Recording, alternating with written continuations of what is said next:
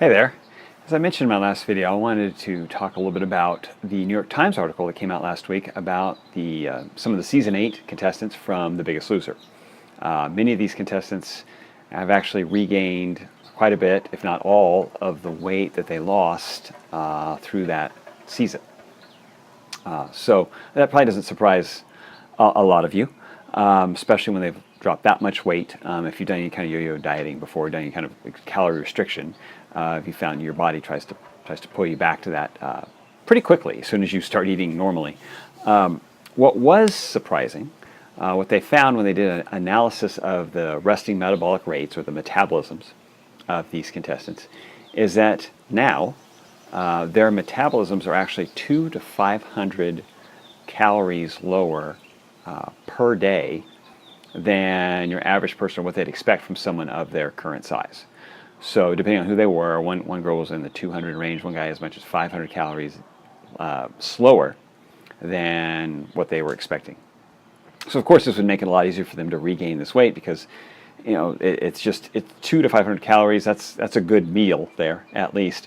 So they're just not burning off what they would expect. Now, what's probably more of a factor is that their brain, because of this quick weight loss, their brain is still thinking the body is at a set point of a much higher weight. So your brain gets used to being a certain way. If they've been overweight like that for many, many years, some of them maybe a couple decades, the brain thinks, okay, this is where the weight's supposed to be, and if I'm way below this, or if I've taken a quick dive below it, then it's trying very hard to get it back up through hormonally, through stimulating hunger, slowing the metabolism down to allow more gain. So it's just trying to recover that set point. It's called homeostasis. And you got to understand, these people were moving so much. Their activity level was so high. They were burning off about 8,000 or 9,000 calories a day. And they might have been eating 2, possibly 3. Now, it may have been healthy food, but still, that's a huge calorie deficit. And they did it over a 10-month period. So the weight loss was very dramatic, very quick, great for TV, but maybe not so good for their bodies. And their brain just hasn't been able to catch up and adjust. So, again, it's working to help them regain that weight. And so it makes some people say, well, why bother to diet if my body's just going to try to pull me back to where I was before? Well, first of all, there's more than one way to lose weight. Calorie restriction is not the way I would recommend. But also, you're talking about people who lost, 150, 200 plus pounds. So the effect on their metabolism and the difference in their set point is going to be much higher than if you're just trying to lose 20 or even 50.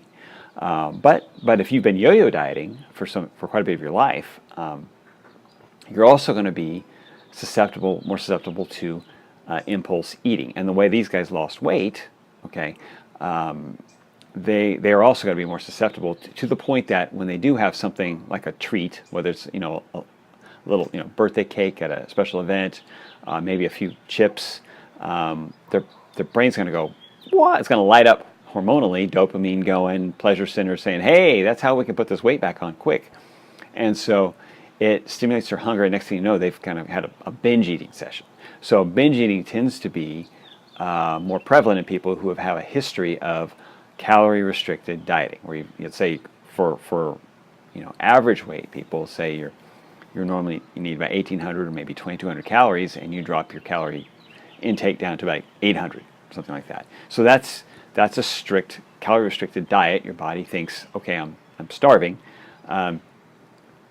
and so it tries to catch back up. It could lower metabolism. It could create binge eating. Okay, stimulate it through, like again, hormonally. There's lots of hormones that can affect not only how much you store it, but how much you want it. Okay, your drive for it.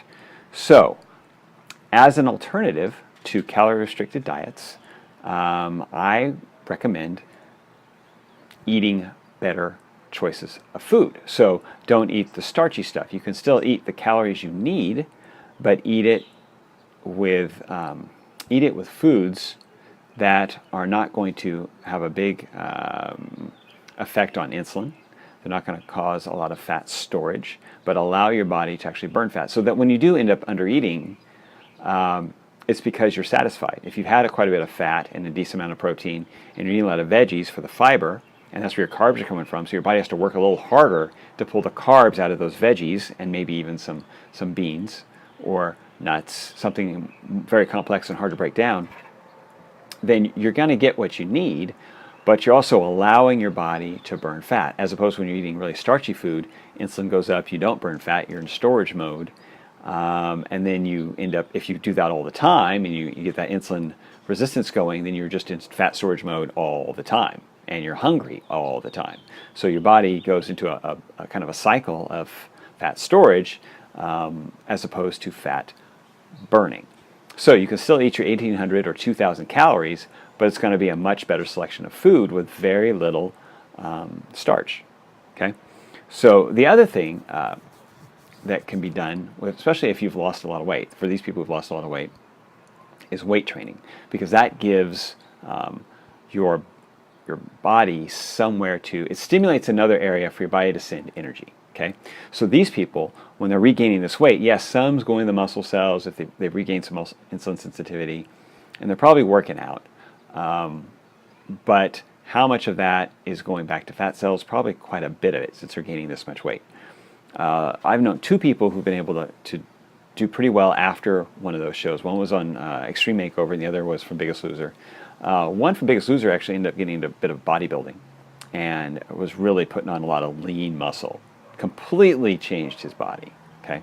The other one has kept to a good, moderate exercise routine, good diet, and he's been able to keep quite a bit of weight off. Now, of course, it's not uncommon when they come off of that for a little bit of kind of uptick, and if you come off of kind of a strict, any kind of strict, diet or routine like that, you're going to have an uptick when you come off of it and try to regain like a normal lifestyle or a normal schedule. Okay. But these guys have been able to keep it off by making good food choices and staying active, staying with a routine that they can maintain in their life. Not trying to do 8,000 or 9,000 calorie burns in a day, but something, find the balance.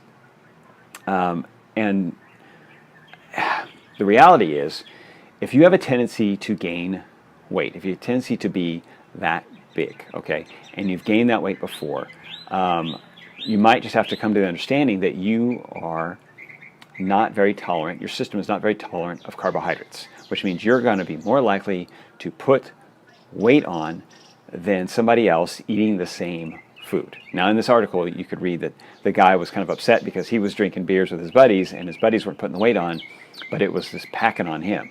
So, he really just has no business drinking beer. You could say it's not fair, but the thing is, if he wants to keep that weight off, he's going to have to make certain decisions about what he's eating, and he's going to be a little extra, a little more strict with himself, at least for a period of time until maybe his body resets and things normalize. And that could take years, okay, not months, but years, because he spent years at that 400-pound weight. But for him, it could take years before, he can have a few potato chips without feeling like he's got to eat the whole bag, or before he can have a couple beers on a regular basis without really just packing the weight on. So, and it just comes down for all of us, what's it worth to you? What's it worth? What's the exercise routine and the good food choices worth to you? Calorie restriction is not the solution. Good food choices, regular exercise routine, comes down to, it's a way to release fat without having to starve yourself. Okay? So, but it still makes making tough choices about broccoli instead of mashed potatoes, or cauliflower, Brussels sprouts instead of the pasta. So, talk to you later.